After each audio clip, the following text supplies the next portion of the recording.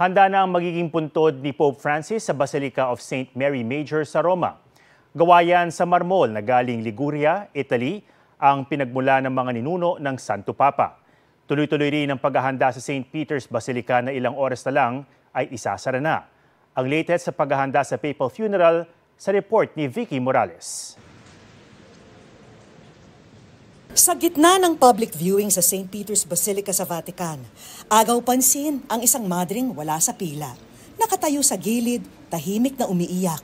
Siya si Sister Genevieve Jeaning Ross, 82 taong gulang. Malapit siyang kaibigan ni Pope Francis at ilang beses daw nakasama at dinalaw ng Santo Papa. Halos 130,000 tao na ang dumalaw at nagbigay pugay sa People's Pope sa St. Peter's Basilica. Ang iba, sa Basilica of St. Mary Major ang tungo kung saan ang pang-apat na gabi ng pagdarasal ng Rosaryo sa Santo Papa, pinangunahan ni Luis Antonio Cardinal Tagle. Para sa libing bukas, handa na ang kanyang simpleng puntod sa Basilica. Gawa ito sa marmol mula Liguria, Italy, ang pinagmulan ng mga kaanak ng Santo Papa. Sa Basilica na binibisita niya noong buhay pa para dasalan ang imahen ng Birheng Maria na sa Lus Populi Romani, 7 mga naunang Santo Papa na ang nailibing.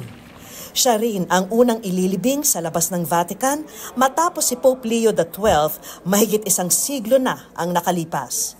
Ilang oras bago isara ang kabaong, tuloy-tuloy pa rin ang paghahanda para sa makasaysayang funeral sa St. Peter's Square.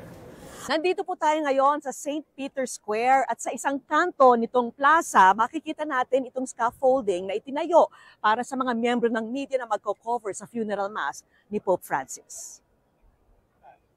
At eto naman sa isang kanto ng St. Peter's Square, itong area kung saan nagkumpul-kumpulan ang mga broadcast journalists mula sa iba't ibang panig ng mundo.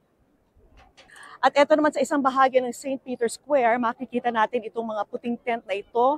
Ito yung mga medical tent, may mga paramedic dyan para magbigay ng paunang lunas sa mga nangangailangan nito. Kasama sa mga dadalo sina Pangulong Bongbong Marcos at First Lady Lisa Araneta Marcos. When I met him, he's humble and kind and I feel like you're blessed with God. Abala ngayon sa pag-asikaso sa kanila ang Philippine Embassy to the Vatican na ilang hakbang mula sa St. Peter's Basilica. Masayang inalala ng mga tauhan ng embassy ang paglapit sa kanila ng Santo Papa tuwing may diplomatic functions. Kabilang na si Ambassador Myla Makahilig. The most memorable will be the time that I presented my credentials to him as the Philippine Ambassador to the Holy See. It's my first assignment as an ambassador. I had my family with me, and si Pope Francis was very kind and very generous in his time when we were presented to him. Mula rito sa Vatican City, ako po si Vicky Morales para sa GMA Integrated News.